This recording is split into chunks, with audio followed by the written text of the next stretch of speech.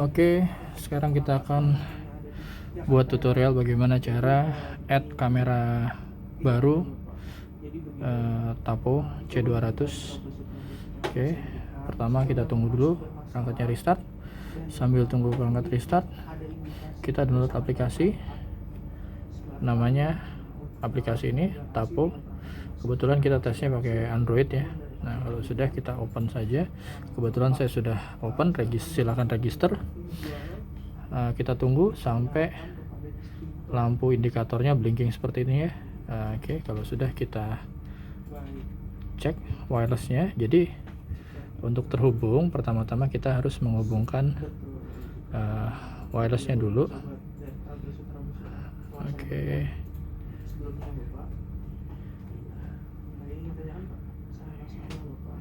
Kita buka sistem, kita buka wireless on. Oke, nanti di sini terbaca Tapo Cam. Nah, ini kita klik. Dia nggak minta password. Oke, kalau sudah terhubung, kita kembali lagi ke aplikasi yang tadi. Nah, kita kembali ke aplikasi Tapo, kita add. Nanti pilih sesuai dengan kameranya, dipastikan icon nyalanya sama ya. Nah, kalau sudah, kita klik tombol next. Nanti dia akan memulai proses pencarian. Nah, ini sudah ketemu. Kalau sudah, dia akan minta kita untuk pairing ke jaringan WiFi yang mau kita pair. Nah, di sini kita pakai contoh ini. Oke, di sini kita isikan passwordnya. Oke, save, next. Oke.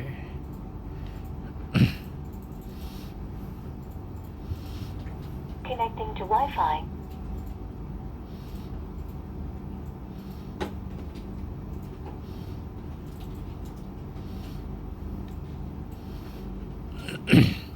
Wi-Fi connected.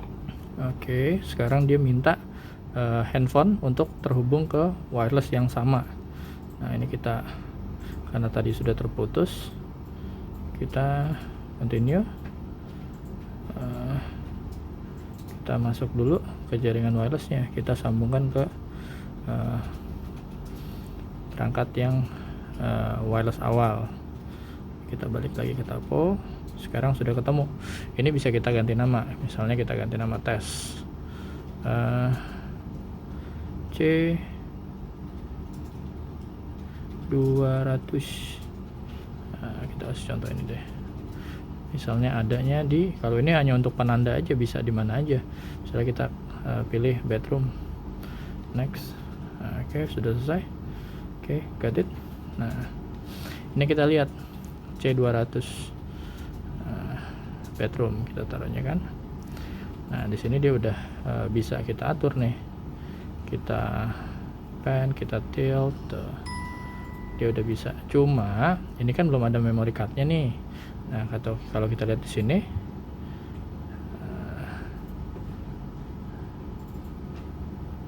oke, kita lihat di sini no micro SD card. Nah, di sini kita akan pasang micro SD-nya ya. Oke. Micro SD yang akan kita pasang adalah pertama SanDisk. Nah, jadi nanti kita akan coba pakai dua. Sekarang kita coba pakai SanDisk dulu. Cara pasang gimana? Nah, dia ini slotnya tersembunyi, jadi kita angkat dulu sedikit. Nah, nanti kita akan lihat slotnya. Nah, masukinnya nggak boleh terbalik ya. Jadi di sini udah ada indikatornya, kita masukinnya nggak boleh terbalik. Kita masukkan begini, nanti agak ditekan sedikit sampai dia bunyi klik. Nah, kalau sudah, kita tutup. Nah, di sini karena SD cardnya baru dimasukkan, kan formatnya nggak sama nih. Jadi dia akan minta untuk diformat. Micro SD card unformatted. Ini kita klik format. Oke, dia akan melakukan proses formatting.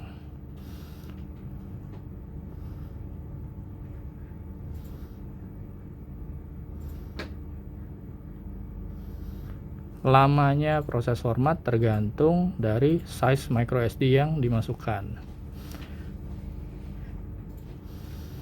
Oke, kita tunggu.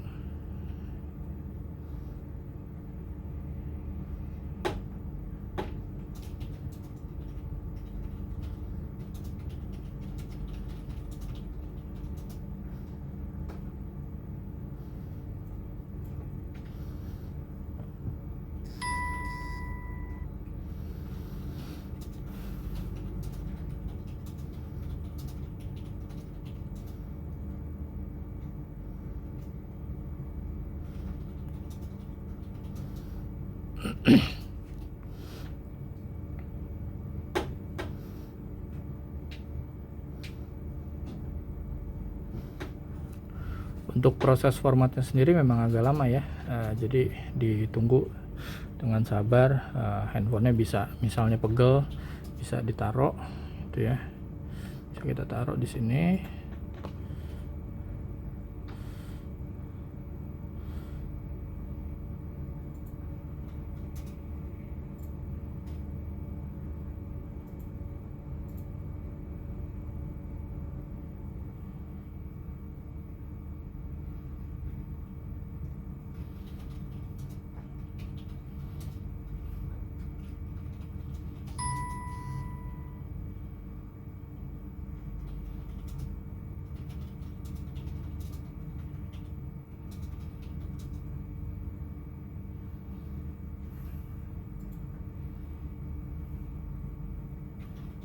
Oke.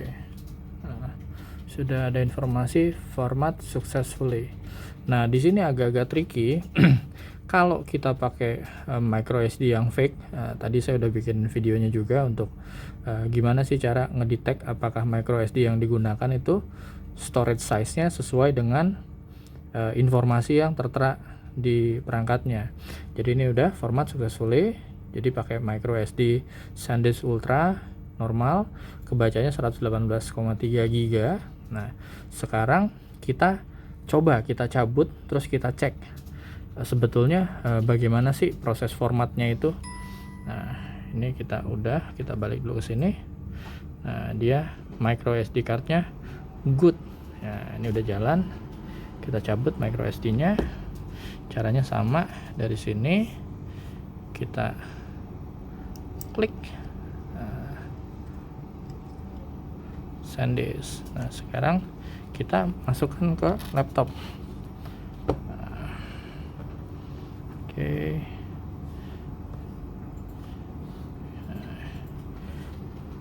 Jadi sekarang memori ini yang tadi masuk ke dalam kita masukkan ke sini. Kita masukkan ke storage micro SD. Nah, ini dia. Jadi ini adalah konten yang sudah di format. Jadi kalau misalnya kita pakai tapo, makanya formatnya lama karena dia akan membuat file yang nantinya akan digunakan untuk menyimpan hasil rekaman. Nah, kalau kita lihat di sini, oke, saya zoom sedikit. Hop. Nah, dari total kapasitas 128 GB ini sudah hampir terpakai semua, sehingga sisanya hanya 317. Nah, kalau pakai memory card yang fake jelas gagal formatnya. Kenapa? Karena ketika dia membuat file-file ini, kita cek ada berapa banyak filenya. Oke, nah di sini FAT32, free space-nya ada totalnya.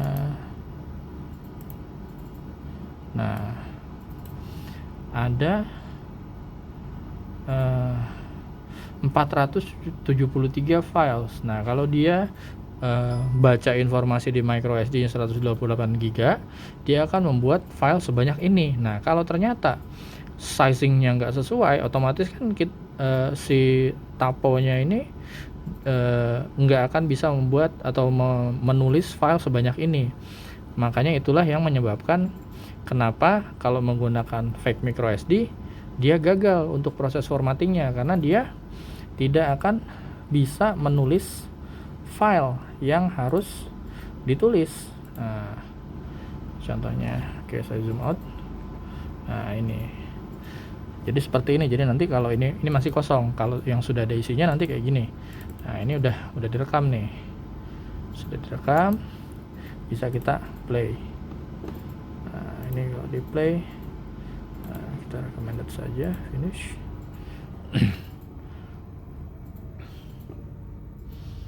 Nah, ini kan hasil rekaman yang tadi. Jadi dia ketika sudah selesai di format, dia akan mulai merekam. Defaultnya kan dia pakai pilihannya motion detection ya. Jadi ketika dia mendeteksi ada perubahan di layar, dia akan langsung tulis. Nah, jadi nanti file-file kosong ini akan diisi dengan data. Nah, ini kalau kita lihat formatnya kayak gini nanti. Nah, tuh. Kalau sudah diisi, nanti yang format XXXX000 ini akan diisi dengan tanggal dan juga waktu. Nah, jadi itu ya. Nah, oke. microSD 128 GB, SanDisk normal. Oke. Sekarang kita coba pakai satu lagi karena tadi kita udah coba pakai dua ya. Oke, ini kita taruh di sini. Sekarang kita pakai yang Kingston. Nah, Kingston. Nah, ini juga sama proses inputnya. Ini kita masukkan ke sini. Oke, kita dorong sedikit, klik. Kalau sudah kita taruh. There's a problem with the SD card. Ya, sama karena belum di format. Nah, ini kita lihat sini. Hup. Hup. Oke, kita buka lagi di sini. microSD unformatted. Nah, ini kita format ya. Hup.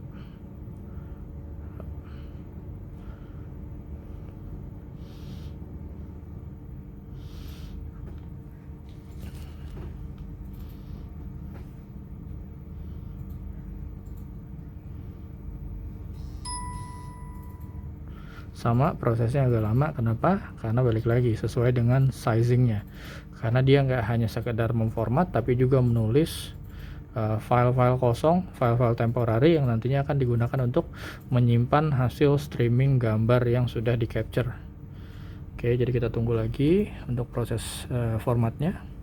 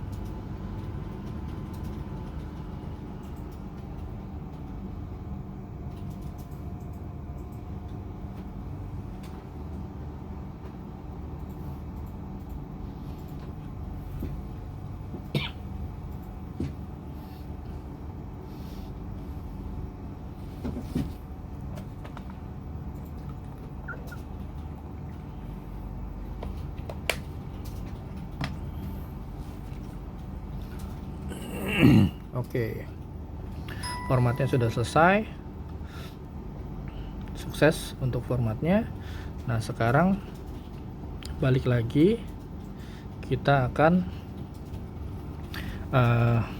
lihat apakah memori yang kosong tadi juga berisi file-file temporary. Oke, sekarang kita eject lagi memory cardnya. Sama proses ejectnya ya, pakai bantuan kuku sampai bunyi klik. Nah, ini dia. Hop, 128 GB. Oke. Kita input lagi. Kita masukkan ke slot Oke, kita masukkan. Oke, nah, jadi sama. Kita lihat di sini. Saya zoom lagi. Oke, jadi sama ya, ditulis full sama dia semaksimal informasi yang kebaca.